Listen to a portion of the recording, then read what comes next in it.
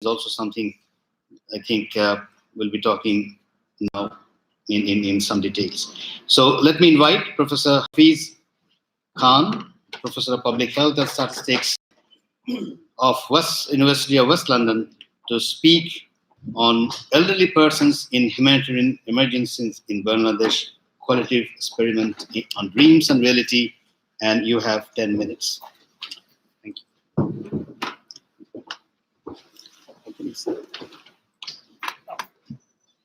My slides. What is it? Can you read this? Yes, come with you.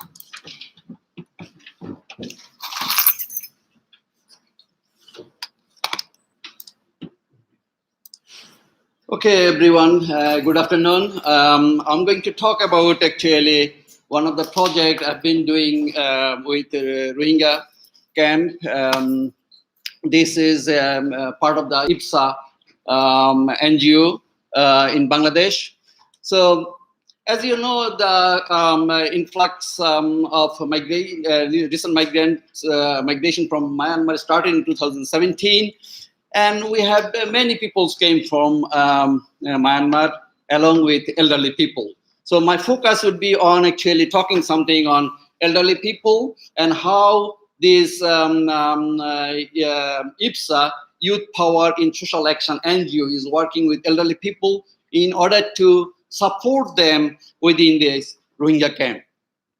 So I'm going to talk actually how they are supporting in terms of health, and water and sanitations, and the protections and capacity building and empowerment within this Rohingya camp. So this is a IPSA project funded by HelpAge International, and they set up age-friendly spaces to support elderly people. So the project covered almost over 5,000 elderly people within these two camps, and half of them are males and females, and we considered only 60 plus people within the Rohingya camp, and in the camp approximately 30,000 elderly people live, which is about 2% of the Rohingya populations in Teknaf and Ukhia Upujilas. This is on top of actually what Bangladesh has elderly people over 12 millions, and this is a huge challenge for the country, and this country is going to face a big populations, about 44 million populations by 2050. So I think this is a big burden for the country as well.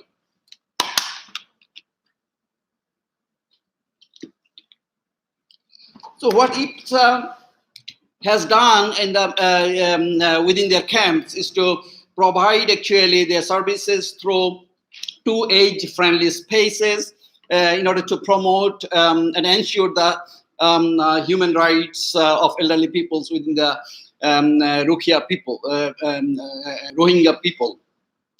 The elderly people get various kind of services in daily life, and they get in order to make them happy and feel them comfortable within the Rohingya camp. So what are the interventions services the IPSA are providing? They give the healthcare support, such as the primary healthcare services with medicine, home-based healthcare services for disabled people, and psychological support, and they're referring people if they need actually secondary and tertiary care in hospitals, diabetes test support, and nebulizing facilities, and eye camp and health camp supports.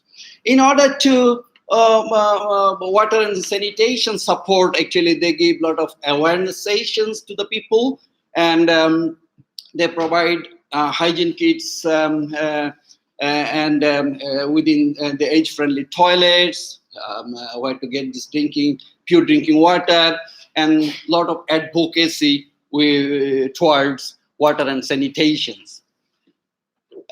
In order to protection case, actually, they give a lot of age-friendly kits distributions.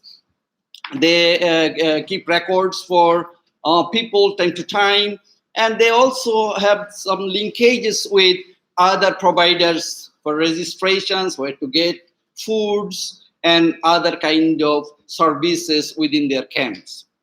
And lastly, actually, they give like capacity building and environmental kind of support by giving the basic training to the people, and basic also training on the diabetes sessions, or diabetics awareness, International Women's Day, and a lot of campaigns within their activities. So we have a list of activities of IPSA, and the people's how they are actually going to get the services from IPSA. We have a complete list of informations for our own record. So I'm just showing you actually the summary of the the statistics. And you can also see some of the photos are here, actually, what we have done recently within the camp and interviewed people. So what is the aim of this project is to explore the dreams and reality of Rohingya elderly people who have access to humanitarian emergency service in Bangladesh. So to fulfill this research, impact-based research, we collected the data from impact in-depth interview and the focus group discussions, and then we summarize the findings and we draw some conclusions. So with regard to this in-depth interview, we selected 2 people, 1 male, 1 female per camp. We selected 2 camps, camp 11 and 13. And you can see the characteristics of the people here, their age, household situations, and whether their spouse is alive or not, how many children they have, and then all the demographic characteristics we have drawn in order to make the conclusions. In terms of focus group discussions, we selected 16 people, from half of them are male and female, and we have a thorough focus group discussions in order to draw the conclusions. So what we have found, actually, I'm just wrapping up the whole findings. The age-friendly spaces are very useful, actually, that help elderly people a lot in order to get together and share their experience and pains within Rohingya camps. They get necessary kind of help and support through the age-friendly spaces. Those 2 age-friendly spaces are there in 2 camps, and they are benefited from these kind of services. They also get counseling and primary healthcare services and basic medicines through these age-friendly spaces. And also they get the recreational facilities through these age-friendly spaces, and because they can play on their own, actually, with a group of people, and they feel much better, and that helps their improving their mental health and well-being. And what you also see, actually, the age-friendly spaces are more likely to be gender gender and age-friendly. So there are spaces for men and women separately. They all come to share their experiences and stay there, actually, for the whole day if possible. So the elderly people want to stay much longer than their own house because of comfort and better services within these age-friendly spaces. However, they have some kind of negative experience also. They said, actually, these spaces are very crowded. We don't want to feel better because of we need more spaces here, and although they are happy with the IPSA services. They are also told to they were told to stay here in this camp temporarily basis But what is now happening, actually, they are actually staying longer, and it looks like they are not happy to the camp, and as they are missing their friends and relatives in their own country, Myanmar. And what they want, actually, they want to extend their opinion and saying that they want to go back to Myanmar, and they are better in Myanmar than here. So I think this is something, their own actually willingness, expression of willingness, that they want to go back to Myanmar if they have a better situations in their own country. Thank you very much.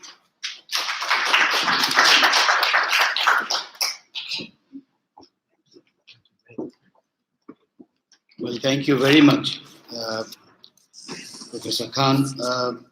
Now we have Dr. Taifur Rahman, the Executive Director, Health Management, Bangladesh Foundation, Cox's Bazar, and his topic is Health Outcomes in Rohingya Children and Maternal Factors after 1 year migration on the refugee camps of Bangladesh in 2018-2019. Dr. Rahman. This one, right? This one. No. This one not. Not this? Yes, yes, this one. You can move the. You change the slide to.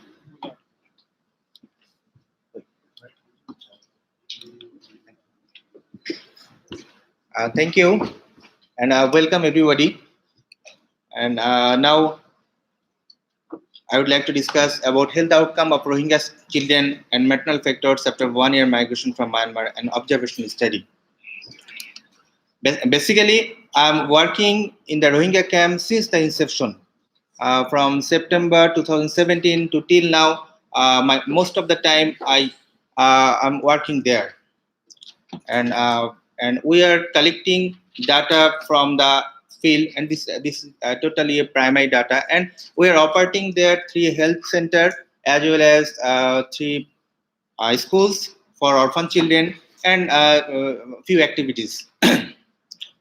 And now today's outline is I will going to describe background, distribution of Rohingyas by age and gender, Bangladesh burden of migration, current health status, methodology, result, and conclusion.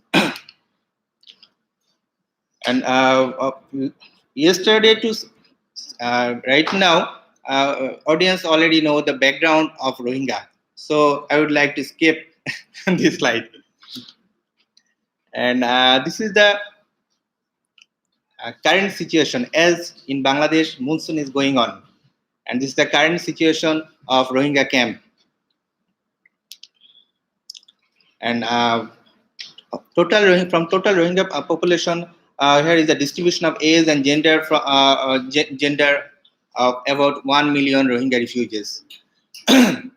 And if you see, you can find that 0 to 4 years, the total population is 8%, and 5 to 11 years, 23%, 12 to 17 years, 14%. Altogether, 55% are 0 to 17 years. And this is a very vulnerable group of population, I think, because lot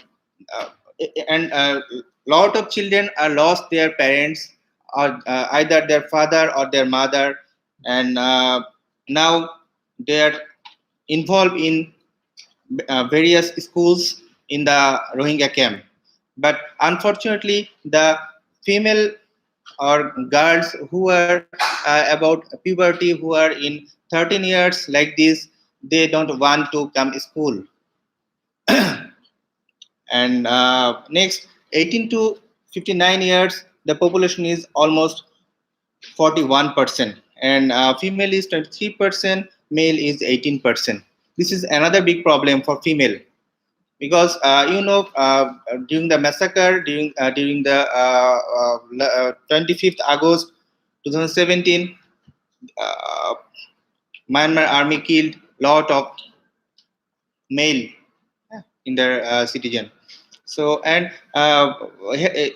from the female group, lot of them are widow, lot of them are lost their husbands, their father like this.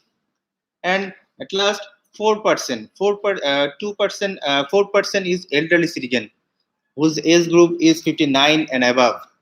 These group are another vulnerable group of population, and we all are busy with different health activities, but we ignored, still now we ignored the senior citizen, still now we ignored the geriatric patient, the palliative patient.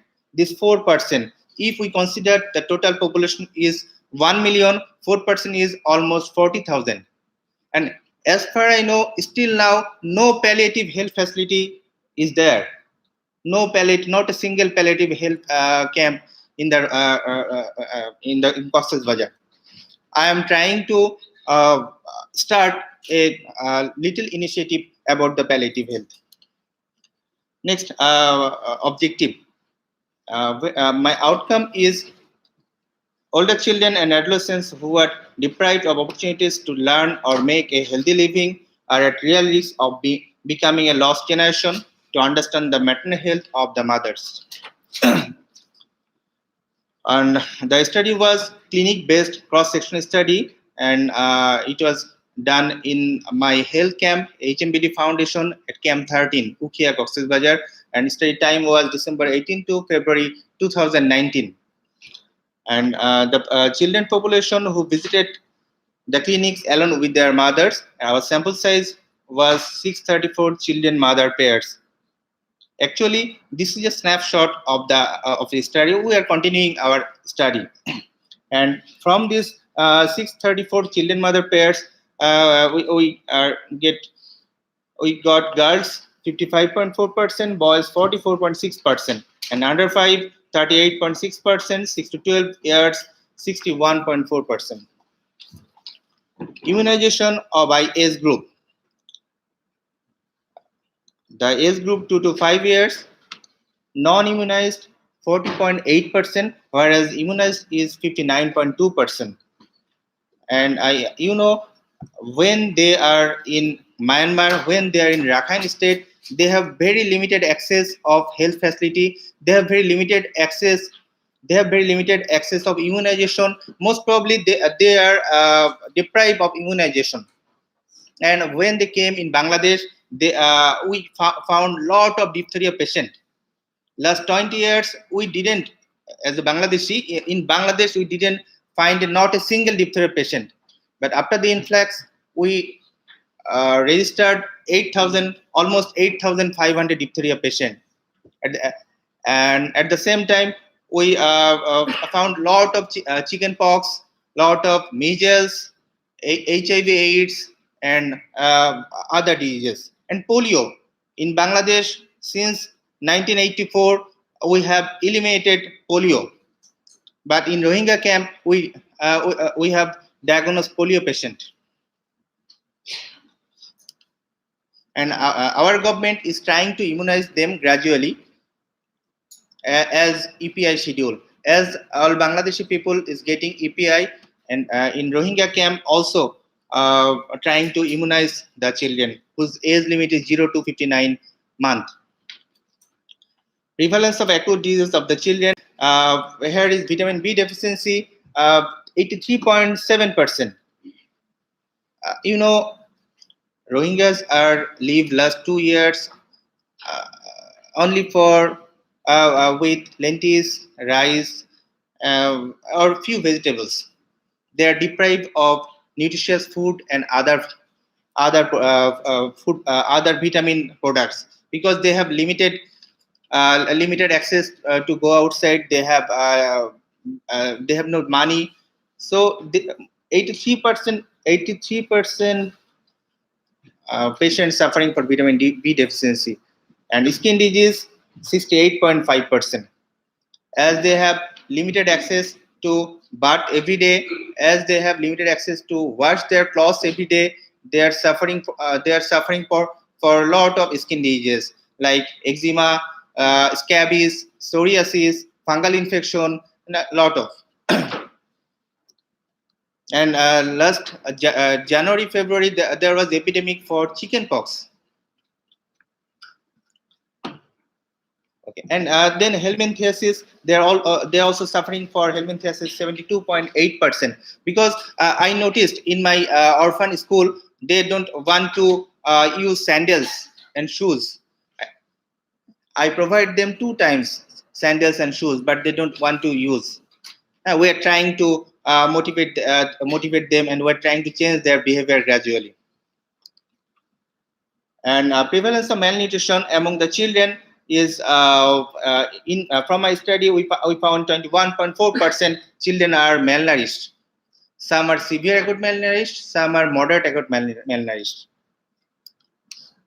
And mother gave the first in my study we found that mother gave the first birth before 19 years. The WHO reported that 70% of the mothers gave the first birth before 19, and the mean number of children was 6 per woman, and 62% of the women took the baby within the 1 year birth interval. I met one woman who have 19 children, and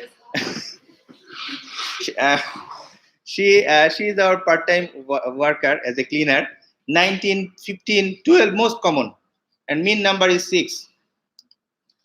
Among the visited mothers, 151 delivered their babies after their migration to Bangladesh. And the frequency mentioned illness were general weakness or third back pain among mothers. And in my conclusion, I would like to say that diarrhea is very common among children. Need establishment of more diarrhea treatment centers. Acute diseases like fever, respiratory problem, vitamin B deficiency are very common among children. Need specialized medical services for children and pregnant women. Need to reach children affected by violence, abuse, and neglect with prevention and assistance. Need to emphasize short-term and long-term contraceptive method. And you know, from the at the beginning, there was almost 500 plus organization work there. Now the number is 123. And I think after 1 year, this number will be 50 because of fund crisis. A lot of big organization went away. So we have to.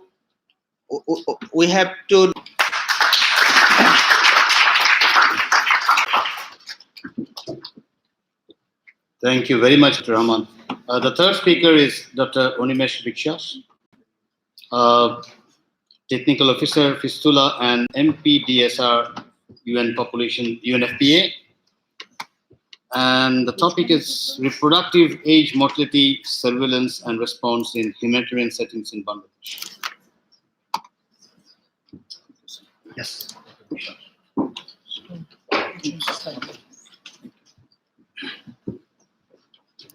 Thank you. Good afternoon, and those who speak Bangla, Shubha Aparanno. So, I want to tell about the reproductive age mortality study we have done in Rohingya camps in last 1 year. You may aware of that in the fragile settings there is a chance of high maternal mortality and new mortality, especially in whole over the world. Although we have over 300,000 women die every year, but majority of them are in that setting mostly. Also in the developing countries, the highest 90% of the whole day. So it's very important to us to know if we really want to improve the overall maternal health, and also is with that the newborn health and underfed health. We need to know the real causes of death. At the same time, how to intervene is very important, because the just previous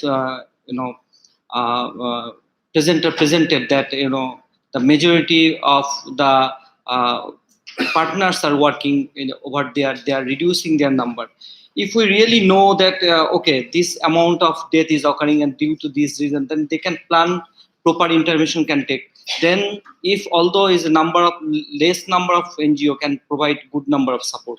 So this is important and is a priority agenda for us, especially for the United Nations Population Fund is particularly working on the SRHR as a coordination group they are leading in Cox's Bazar. So it's important to know for our programmatic implication at the same time how to improve the whole situation in the Rohingya community.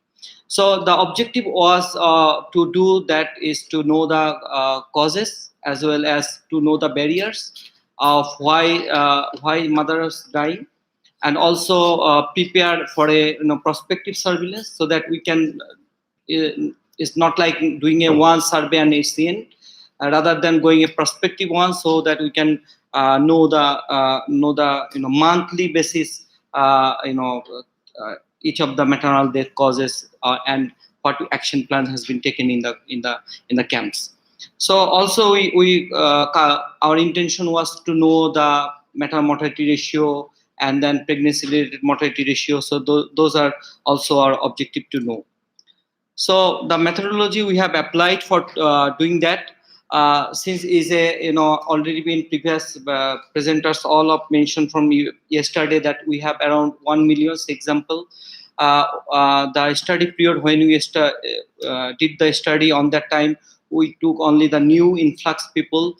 So that was confined within 29 camps. So Ramos data collection basically took places in the community level. That's mean the all 29 camps, all of the households, no one left, and that has been done by the community health workers, the CHW or community health volunteers, and verbal autopsy of those deaths done by the midwives. Those are the diploma midwives are working in that community. In the health post and in the facility, they did the verbal autopsy of those pregnancy-related death, and also with the supervisor of the CHW, community health workers. At the facility level, in fact, we try to find out the death in the facility which are static, which are providing 24/7 services, and also in the district hospital, that's been the government referral facility. In the primary healthcare center as well, the government referral facility. So we try to look at the death over there and the causes of death on that place as well by the midwives and the doctors. So you can see the modality of verbal autopsy. We started with identification of the female death is between 12 to 50 years. Although in a when we are talk about the maternal death, we usually take that age span between 15 to 49 years. But in this case, as you mentioned, that one of the mother had 19 baby. That's mean they are early had a chance of early marriage and early pregnancy. So that's why we take age to 12. And also we did after the getting all the death, we sort out the women of reproductive age death, and then which are women in reproductive age death, we go for the verbal autopsy interview, and we find out the maternal death and the late maternal death. So before I go to the next part, just to share with the probable maternal death and suspected maternal death, although we are talking about the maternal death, but which is, in our country, we have a very structured maternal and perinatal death review surveillance system is functioning. I am take care of that from UNFPA part. But in that case, it's very difficult to get the actual maternal death in one point of time. So rather than any death which is reported in 12 to 50 years, we are called about the probable maternal death, and then suspected if it's a pregnancy period or after the delivery or after the delivery until the 1 year of period of time. So that's the suspected maternal death as per the global definition. So I want to mention the pregnancy related death over here. That is from the beginning of the pregnancy until the delivery after 1 year of period, irrespective of any causes of death. Like maternal death usually restrict on the maternal complications causes and the other indirect cause, but in that case, pregnancy related death cover any causes of death. So this is the form basically, from the yesterday, although this has not been mentioned, all death has been reported by using this form in all camps.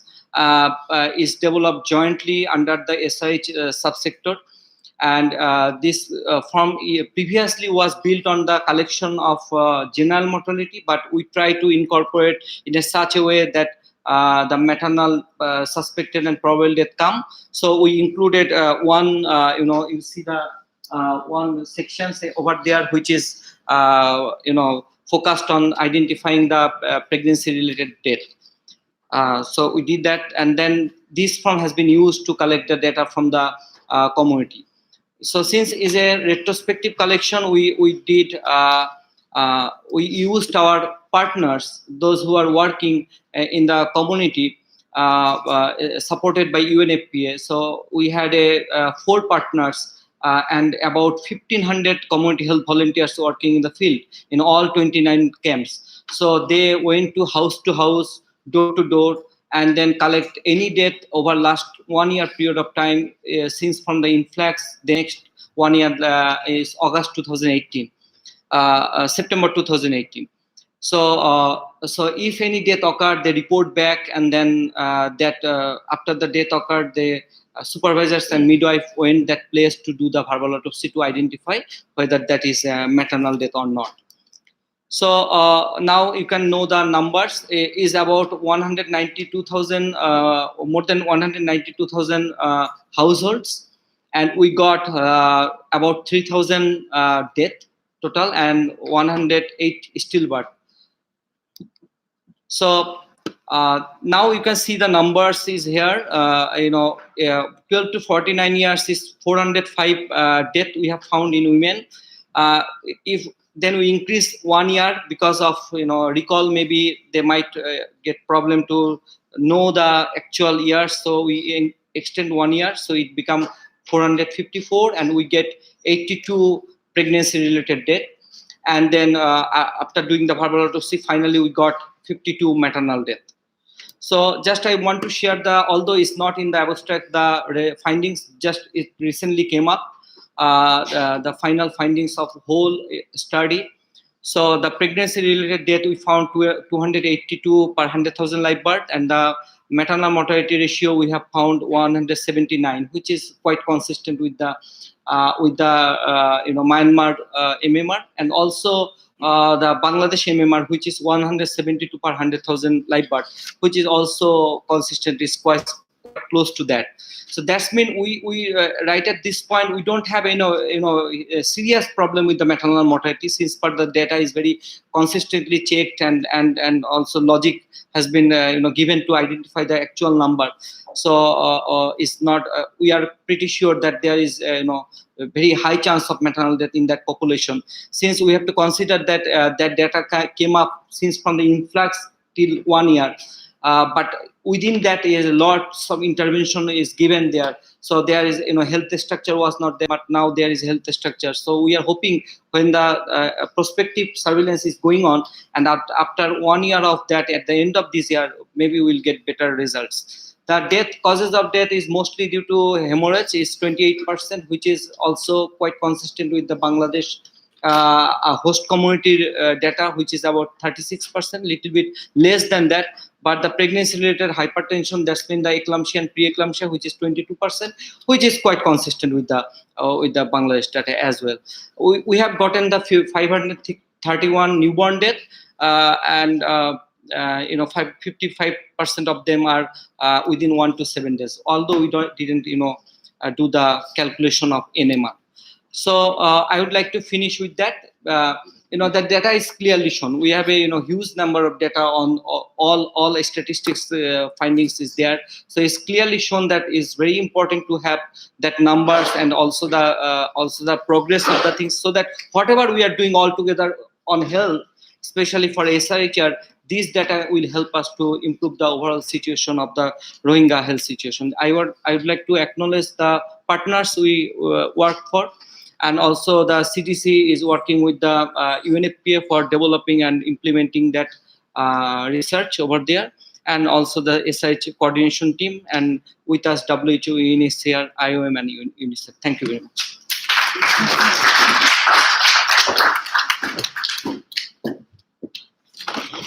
Thank you very much, Dr. Biswas. Now we have Dr. Matluba Khan, Institute of Health Equity, UCL, And the topic is Rohingya Exodus. What do we know about Rohingya refugee children in Kutapalang refugee camp, Bangladesh?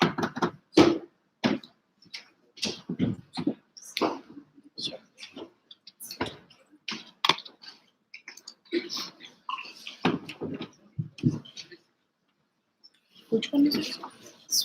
This one?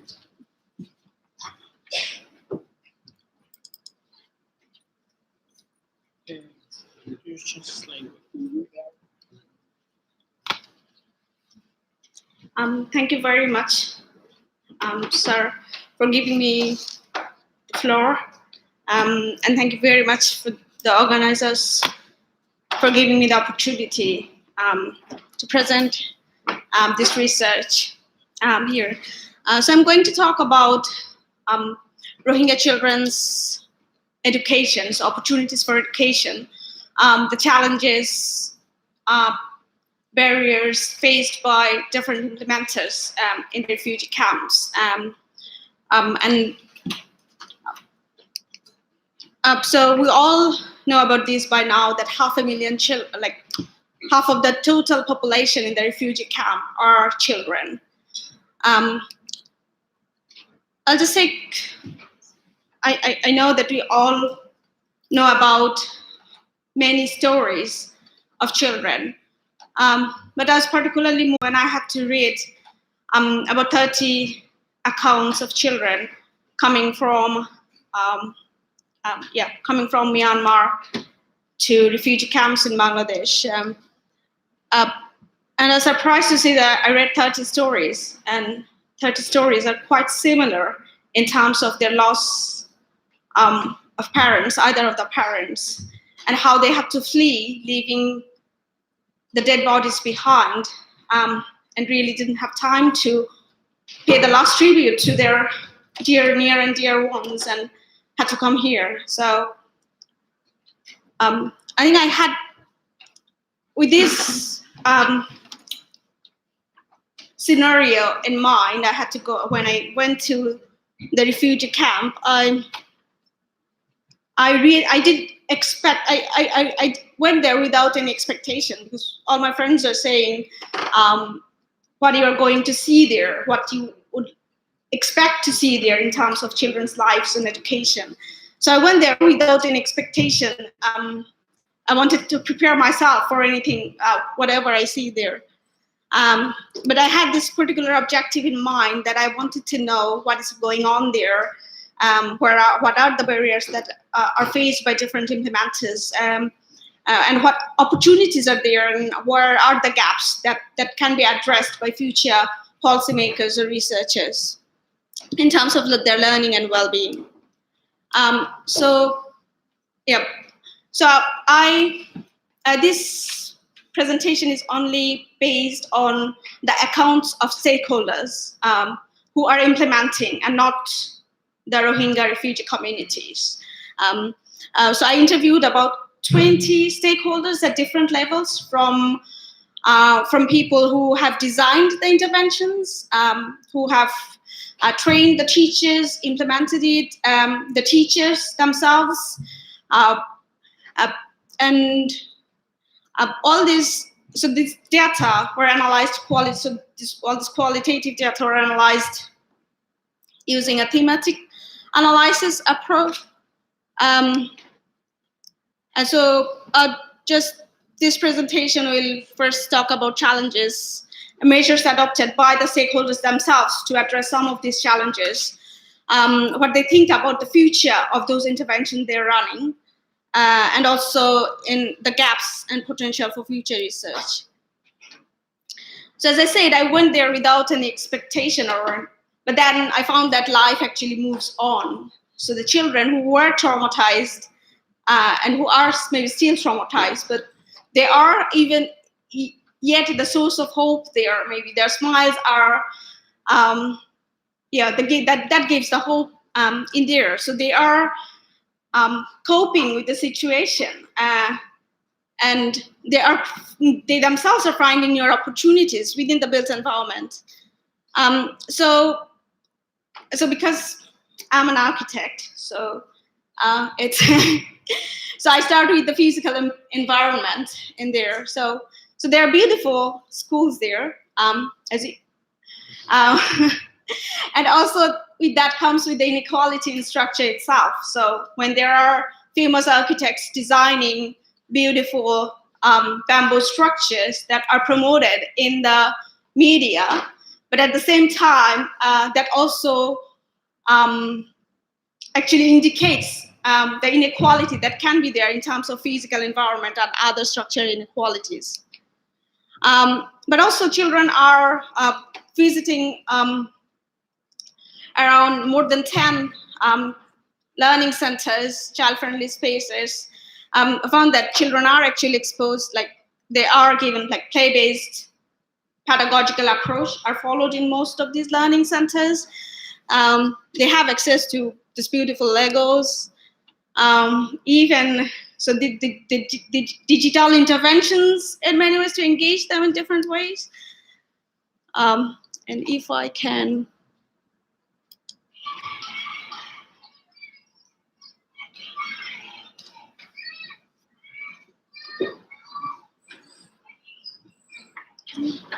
Here.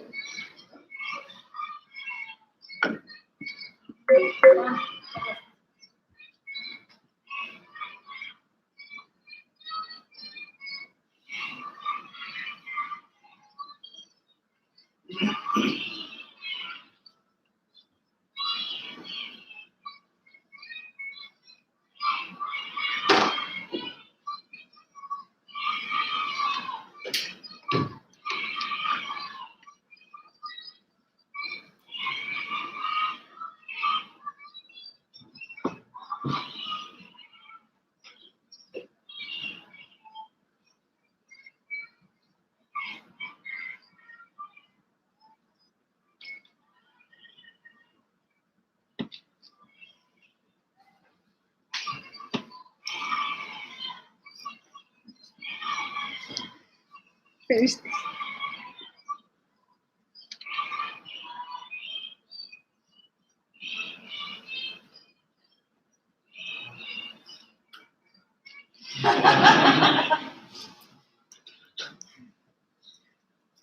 Yeah.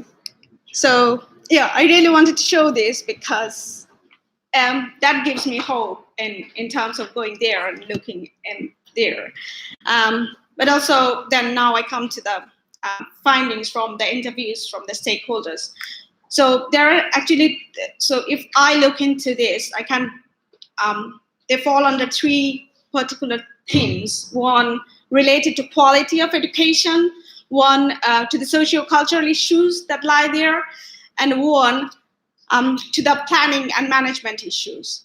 So in terms of quality education, they think that the curricular, as we already actually have discussed this before here, that curricular, in a way, curriculum is very limited, only exposing them to English, mathematics, and Burmese, with a particular objective of only thinking of that this would let them help them in transition to formal education if they go back to Myanmar. There are issues about quality of teachers because teachers who are teaching there, the camp managers. So the stakeholders, they actually the sample size include people from different countries. So international. Oh. So only 2 minutes, so I have to. Yeah. So quality of teachers. So from camp managers to teachers. And I think the quality of teachers are not to the extent, to that extent. And then there are issues regarding attendance in learning centers and child play areas. But these also these are also related to some planning and management issues, which I'll go back in a second. And in terms of socio-cultural issues, there is this issue, this came up several times in conflict of timing between religious and learning centers. So there are these madrasas and maktabs that are operated by the Rohingya people, Rohingya community themselves, and not part of the learning interventions provided by the government and other NGOs. And I think that though the school starts at 9 a.m., the maktabs that are likely to end at to finish at 8 a.m., they tend to increase their timetable so that the children cannot actually come to school. So they are not receptive in many cases of the education that are provided in the learning centers. And then I think Dr. Taifur Rahman has mentioned about when girls reach puberty, they are not let go school. And then there is a serious issue about recruitment of female teachers. I think we all know that BRAC has a policy of recruiting female teachers in all their learning centers. So both the Rohingya teachers, so they have 2 teachers in each learning center, one from Bangladeshi community or host community, and one from the Rohingya community. And they have serious problems of recruiting female teachers from the Rohingya community. And talking to some teachers, they said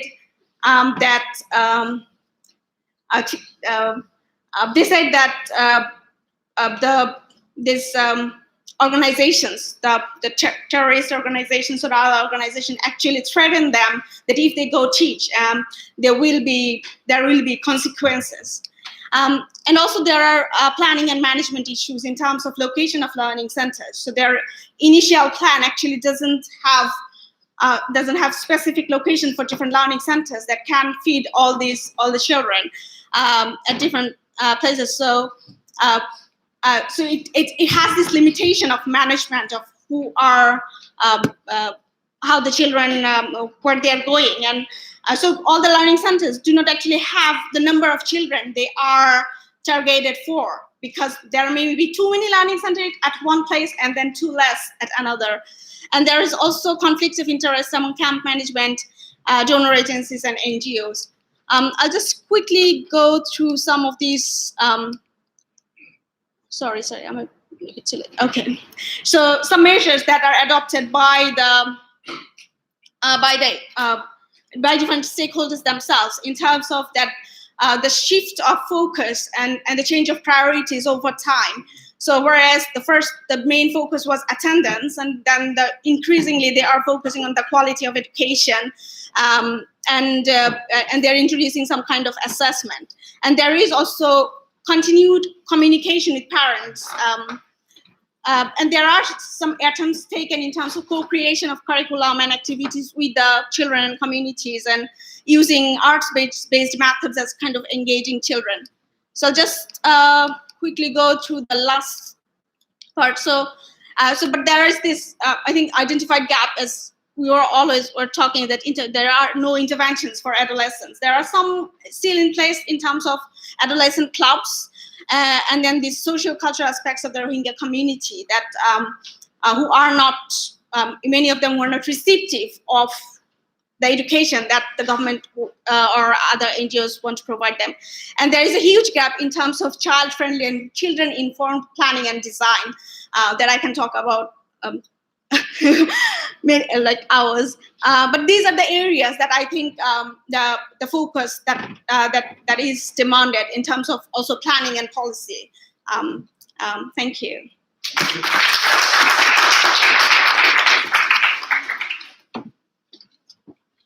Well, thank you very much. Well, the first 3 papers were on health, the last paper was on children, and the next 3 papers are on gender. So bear with us for a while. So 3 different topics though, but I think in the discussion we'll try to see the links. So let's have Dr. Amira Usman, UCL Institute for Risk and Disaster Reduction, and the topic is the intersectionality of gender, ethnicity, and religion as motives for genocide.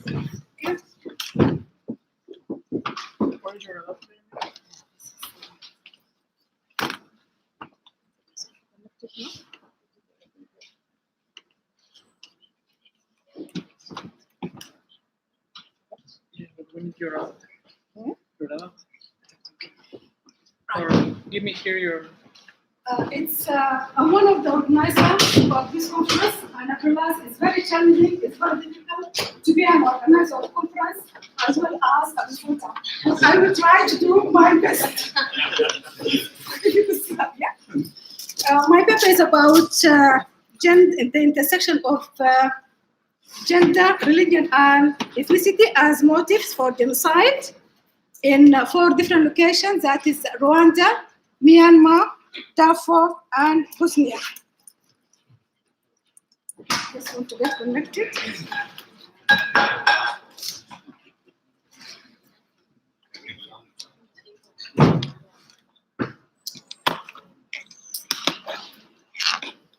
Okay, I will start with Rwanda. As we talked yesterday, the death toll was very high in Rwanda. People talk a lot about that. But in 1994, the death toll in just 3 months reached like 1 million. There was killing everywhere. And what is unique about Rwanda is the heavy involvement of women as perpetrators in the genocide. They were killers, they commanded the killing, they observed the rape, and they were so involved. And in my view, that is unique in Rwanda. And people still research, why is that the case in Rwanda? Why women became very heavily involved in genocide? And in fact, just to let you know that, just the background about it, there was 2 ethnic groups. First, the Hutu ethnic group, which was the majority ethnic group, and the Tutsi ethnic group. All the 2 of them were fighting. They involved in very heavy fighting. And women from the Hutu background, ethnic background, they were heavily involved in the killing. Let me just, yeah. Start with this one.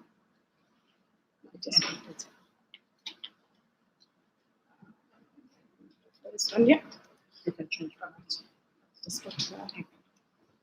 just so quickly, it is about the intersectionality of gender, ethnicity, and religion as motive of genocide.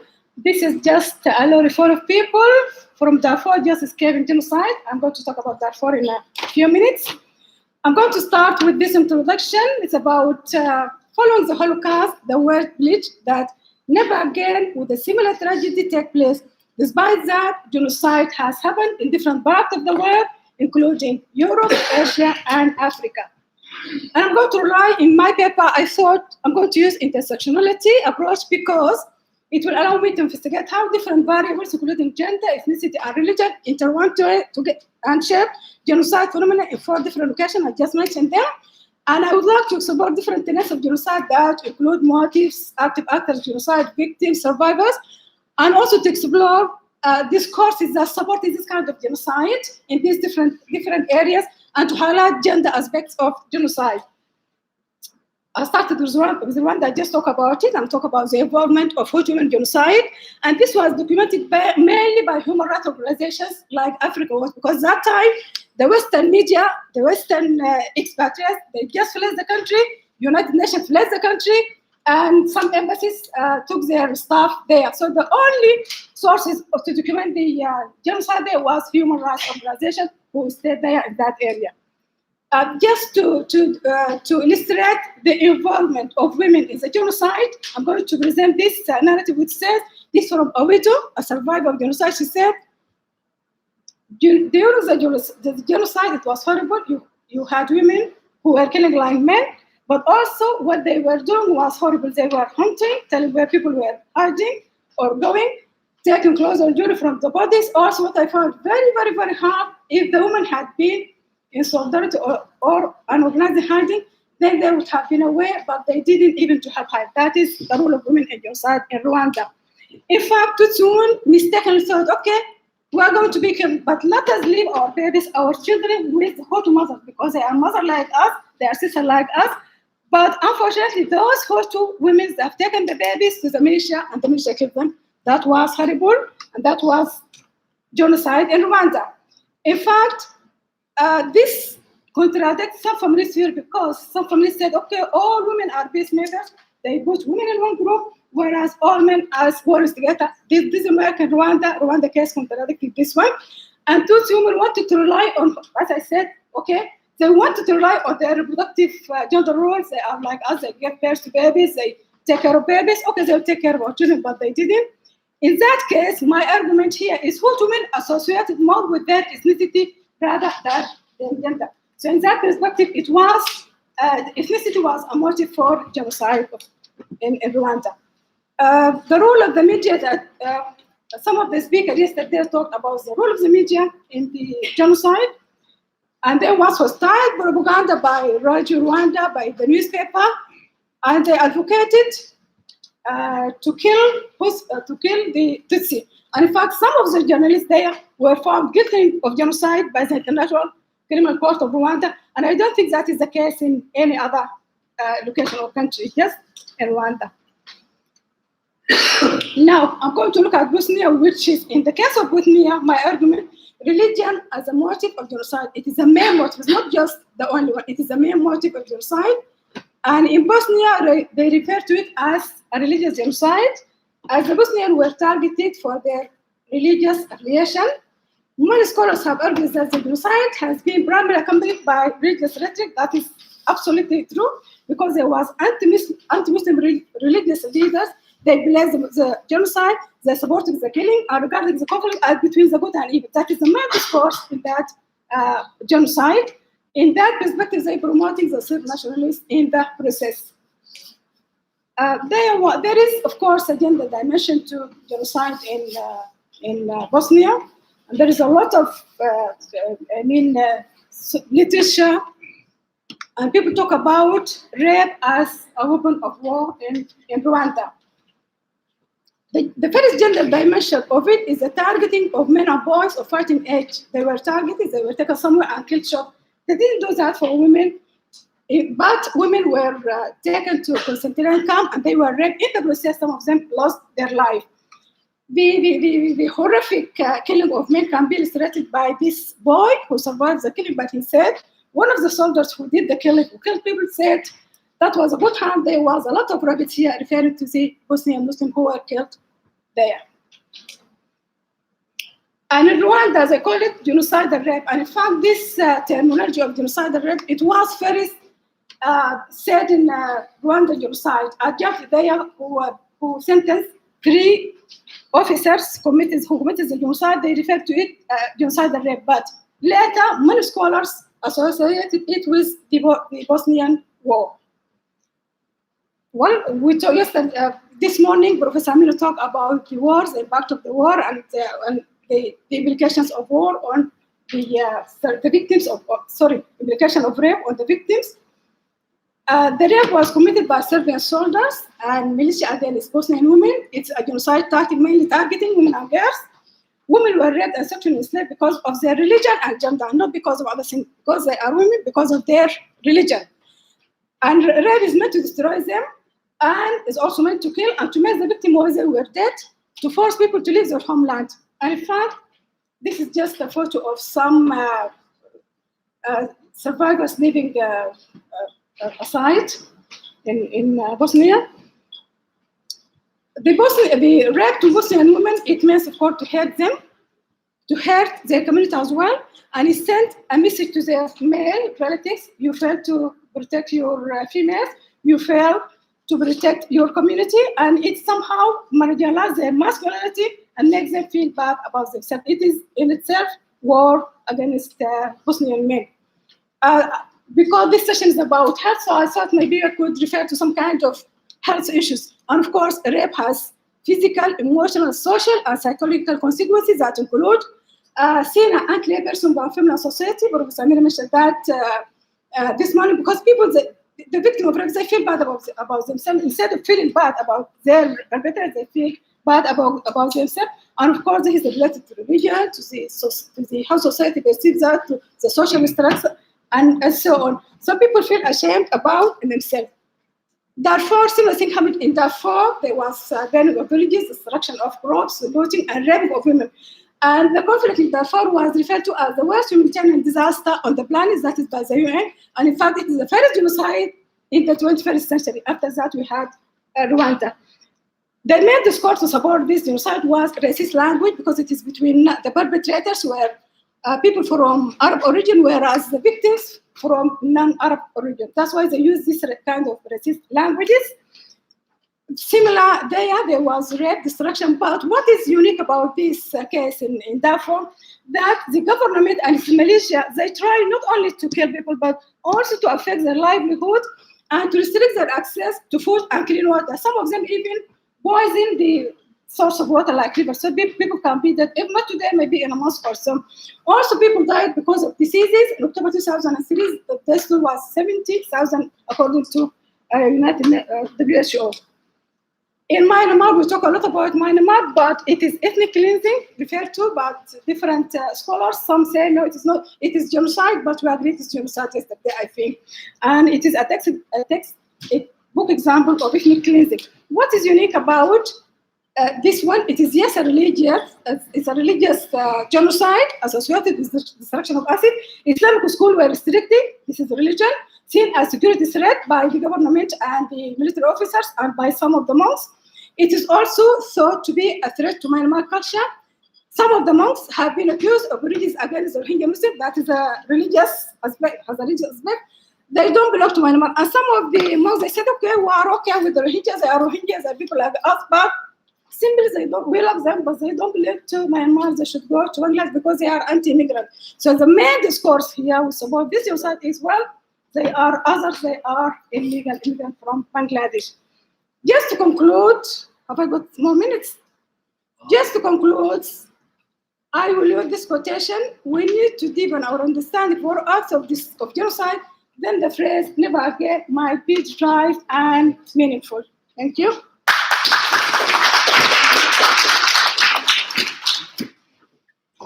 Thank you very much. The next paper, by Karina Khan, Swas University, London, Rohingya Muslim women as targets of genocidal rape and the significance of gender.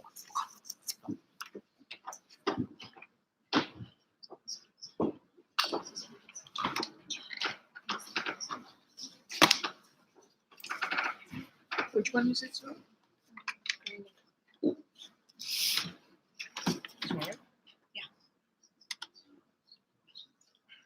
Can I just use that? Yeah, up to you. Yeah, sure.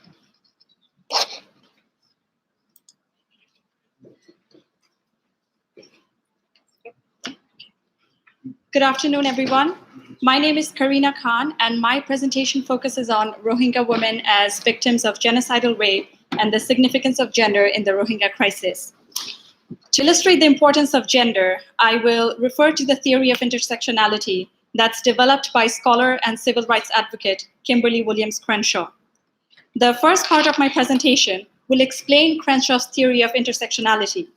This will be followed by an application of the theory to explain how it affects the identity of Rohingya women. Lastly, I will discuss the significance of recognizing gender in humanitarian crises such as the Rohingya crisis. To begin, it is important to understand Crenshaw's theory, what it means, and why it is relevant to my presentation. Crenshaw was the first to introduce the term intersectionality to highlight the problematic tendency to treat race and gender as mutually exclusive categories of experience and analysis. She uses the example of a traffic intersection to illustrate the meaning of intersectionality. Essentially, Crenshaw's theory highlights the importance of recognizing multiple overlapping identities, all of which contribute to the harm suffered by the individuals in question. In this illustration, we can see a very basic illustration of a traffic intersection. The blue shaded section in the middle represents the victim on the intersection. As per Crenshaw's theory, the victim's experience of harm cannot be attributed to just one of these four identities, but a combination of all four. Now that we have a basic understanding of Crenshaw's theory, the next question to ask is, how does this theory apply to Rohingya women? Before answering this question, it must be noted that according to the Human Rights Council, Rohingya men and boys were also victims of rape and sexual violence during the crisis. But for the purposes of my presentation, I will only focus on the disproportionate number of women and girls who were victims of this particular atrocity. I will use a Venn diagram to visualize my interpretation of Crenshaw's theory and how it would apply to Rohingya women. The Venn diagram suggests that Rohingya women are situated in a unique position on the intersection in which they represent multiple identities. This includes their ethnic identity, their religious identity, and their gender identity. Many women reported to the Human Rights Watch that the soldiers threatened and insulted them using derogatory language that focused on their identities as Rohingya Muslims. Therefore, the intent to target their ethnic and religious identities are well established. However, we cannot neglect their identity as women. Recognizing only the ethnic and religious aspects of their identity means that any harm suffered by them will contribute to the harm suffered by the overall wider population, in other words, the Rohingya Muslims. Neglecting their gender identity will also provide an incomplete and metaphorical understanding of their suffering. Crenshaw's theory encourages us to consider the overall multifaceted identity of Rohingya women as Rohingyas, as Muslim, and as women. It acknowledges the intersectionality of genocidal rape as a crime that implicates gender and other identities. So far, I have explained Crenshaw's theory of intersectionality and how it can apply to accentuate the multiple overlapping layers of the Rohingya woman's identity, which includes their gender identity. But what is the significance of gender in conflict-related sexual violence? What is the nexus between gender and genocidal rape in context of the Rohingya crisis? Many scholars, such as Sherry Russell Brown and Alison Reed Cunningham, have argued that rape is often used as a tool or a weapon of war. It has been reported that the sexual violence carried out against Rohingya women were not random nor opportunistic, but a part of a coordinated and systematic attack against the entire Rohingya community. Reed Cunningham contends that the high incidences of rape could be attributed to rigid and strongly defined gender roles. The author links wartime rape with social constructions of masculinity and attributes associated with hypermasculinity, such as strength, power, domination, aggression, and forcefulness. On the other hand, women are deemed as caregivers and nurturers who hold communities together. The UN Secretary General reports that Rohingya women and girls are seen as custodians and propagators of ethnic identity, and therefore they were attacked on the basis of their ethnicity and their gender. From these statements, we can see the way in which society dictates gender roles and how these roles can be targeted during violence and conflicts. The presence of these stereotypes within the Rohingya community leads to further oppressions, even after escaping the perpetrators. It has been reported that many rape survivors hid their pregnancies and their rapes due to shame, stigma, and fear of being shunned by their families and their communities. Women are often deemed as symbols of honor and vessels of culture. When such beliefs and attitudes prevail in communities, victims of rape become spoiled goods and are often abandoned and ostracized. A Human Rights Council report states that the rapes of Rohingya women often took place in public spaces in front of families and communities, which inevitably maximized humiliation. One can argue that the use of sexual violence is comparable to a domino effect in which the perpetrators take advantage of prevailing gender stereotypes and harmful practices to destroy the victim group. They may begin the process of destruction using rape as their weapon, but the destruction is continued by the victim's family and community members through intolerance and lack of support. In such cases, part of the destruction becomes an internal process. Aside from abandonment, Rohingya women are faced with other forms of subjugation in the refugee camps.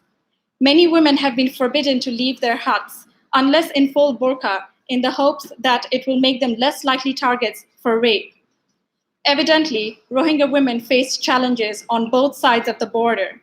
They were more likely to be targeted by perpetrators who understood the consequences of rape and sexual violence in these communities. And even if they were spared, they are treated as prisoners in the refugee camps, prevented from exercising any form of agency. One other reason many Rohingya women hid their rapes and pregnancies was because they believed disclosure would prevent any future prospects for marriage. If they're already married at the time of the assault, they're cast out, especially if their injuries affect their reproductive capacity. This again highlights unjust gender dynamics whereby a woman's chastity determines her suitability for marriage or they're simply viewed as vessels for childbearing. Genocidal rape of women also carries the message that the men of the targeted group have failed to protect their women, and the rape becomes a direct attack on their manhood and on their own integrity. Rohingya women have reported that the men have become more controlling and restrictive as a result of the campaign of sexual violence against women and girls. This sense of entitlement and ownership of women reduces their status to properties of the men they belong to. This not only reflects the fundamental objectification of women, but also deprives women of their independence and autonomy. An attack on their body is perceived as an attack on their family's honor and on the integrity of their male relatives. These examples convey how recognition of gender can tease out the stereotypes and gender-based inequalities that are deeply rooted within these groups. My presentation focused on Rohingya women as victims of genocidal rape and highlighted the significance of gender in the Rohingya crisis. Through Crenshaw's theory of intersectionality, gender is established as an inseparable and integral part of the Rohingya woman's identity. Furthermore, the discussion explored the role gender plays in exposing internal and communal stereotypes and unjust hierarchies. This makes gender a crucial element that must be integrated in all aspects of international response to this humanitarian crisis. It is hoped that the inclusion of gender in these discussions will help reduce gender-based crimes in armed conflicts, address and eliminate harmful practices, and ultimately pave the way towards a more gender equal society. Thank you.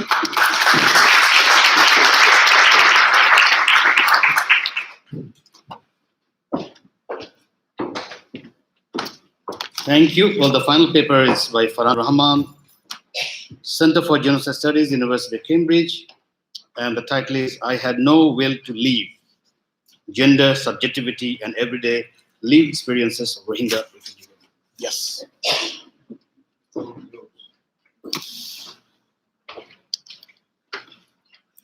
Which one is it, sorry?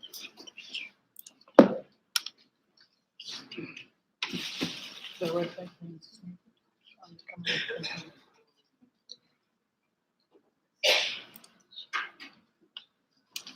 Thank you so much. Okay. I want him to see the pictures. Is that okay? Thank you.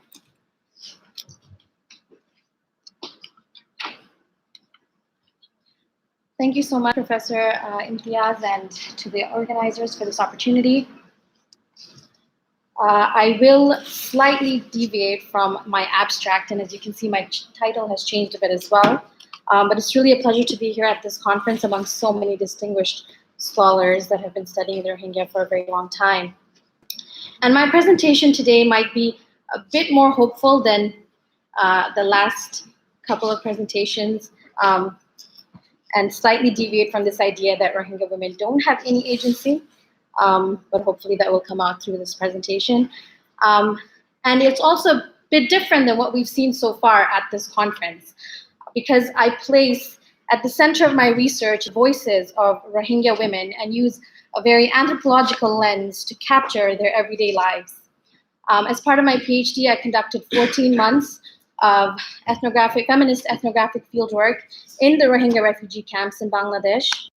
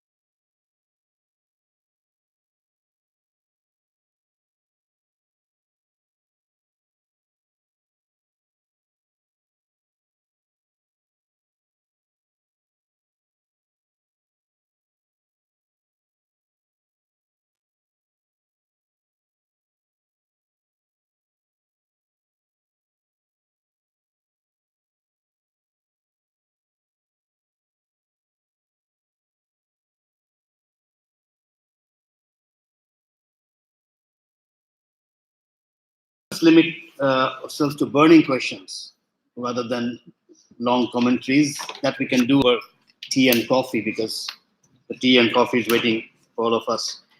So let's start with burning questions. If you want to, limit that to a particular speaker, please do that. If you want to generally, as there are three topics one can easily see: health issues, and children, and of course the third one we have on the issue of gender. So feel free, raise your hands. We have 10 minutes or so. Please, the mic. Comment. Where? This one.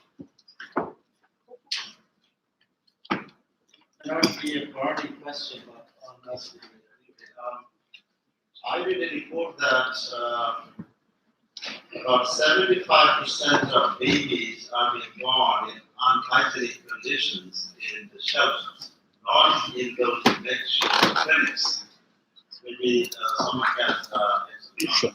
Sure. Next. Any other? Oh, please. Oh, Thank you. It was straight when going to the last two speakers, particularly all the group that you respect when they talk about the intersectionality and resilience of women. I was just wondering the other side of the coin, how net partners of this family finding to adopt it and the maximum strategy to come up with the situation. Is there anything from that? Good. Yes, Peter. Do we have any understanding of the healthcare situation actually in Myanmar itself? Okay. You got the question? Okay.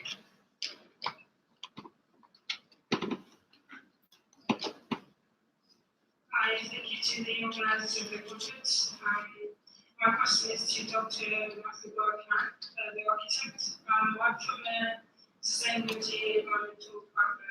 I was wondering, is there any need or requirement for professionals in this process to help with the people, if that's allowed or required at some point? Sure. Okay. I guess enough questions. Let's start with Matluba, in fact, because she has two questions on the issue of children. Matluba. Yeah. Maybe you respond first. Okay, so if I understand the question, it's about whether there is a requirement or there can arise for professional designers or practitioners in this situation. I think a lot of designers are working here right now with different organizations, and in that sense, I don't know of any particular opportunity that can arise for individual practitioners from their own account, that because they are a gated community, so everything should be through the camping church and through any particular organization. So anyone who are interested in being involved should be through any organization that are working there or the government itself through camping church. But other than that, even the individual researchers, I think we also need permission to go there to via other organizations or so. So there is limited opportunity in terms of being as an individual being involved. That's what I can say. And the unhygienic condition of children. I think that's more Okay, the health. That will be the health issue. Sorry. Sure, please, yeah.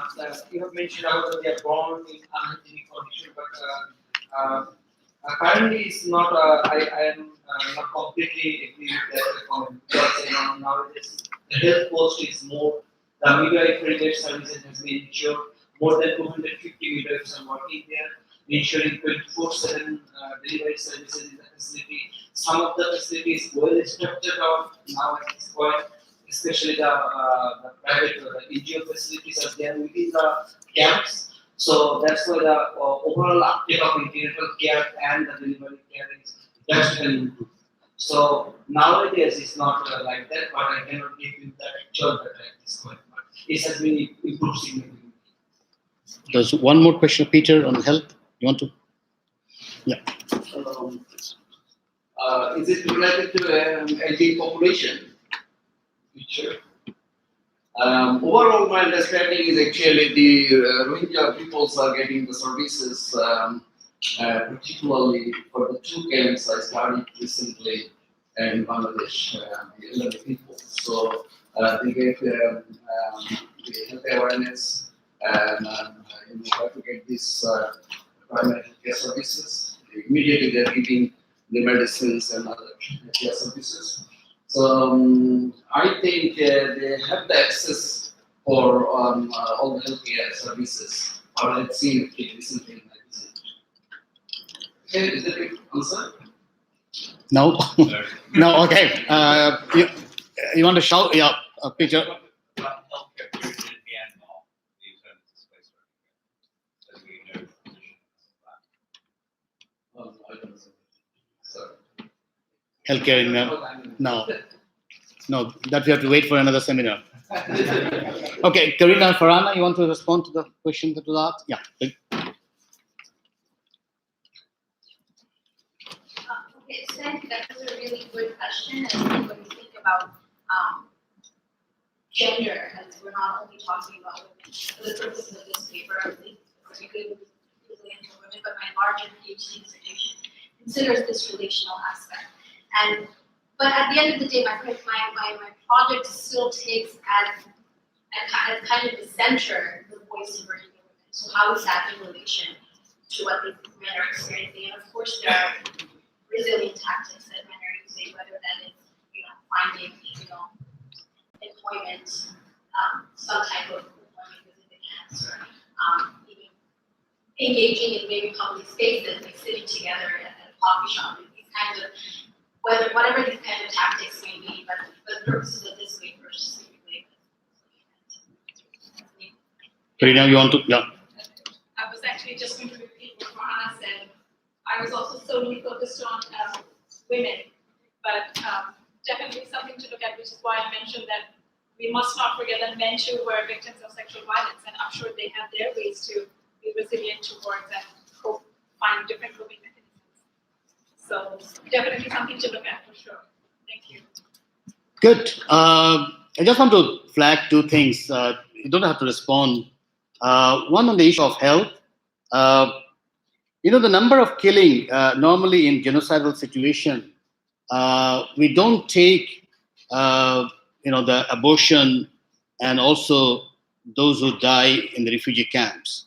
I think it is important to include that number in the genocidal killing because these are all involuntary killing. So it would be nice, those who are working in health issues, to keep a track on the number of abortions that takes place and also the number of death that occurs through disease and all other things, because that should be part of the genocidal figure.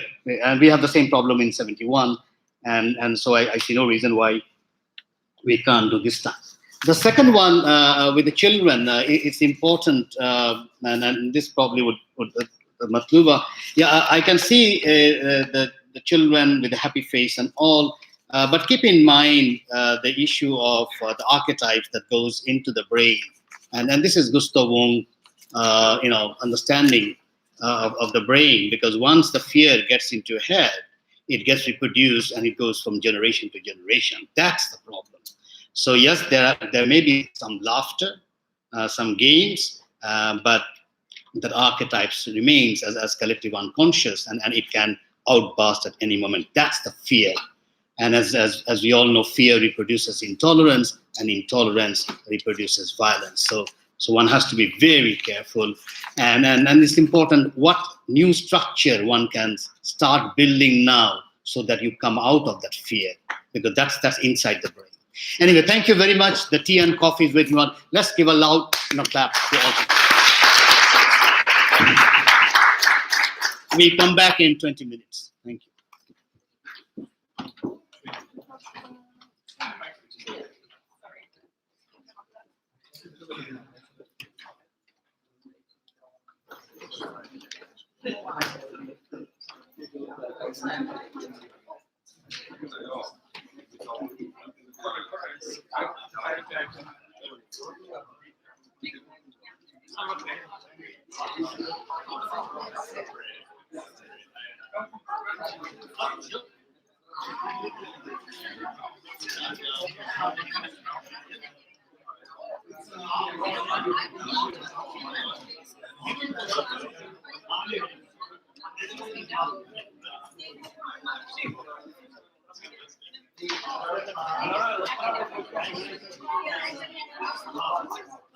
February.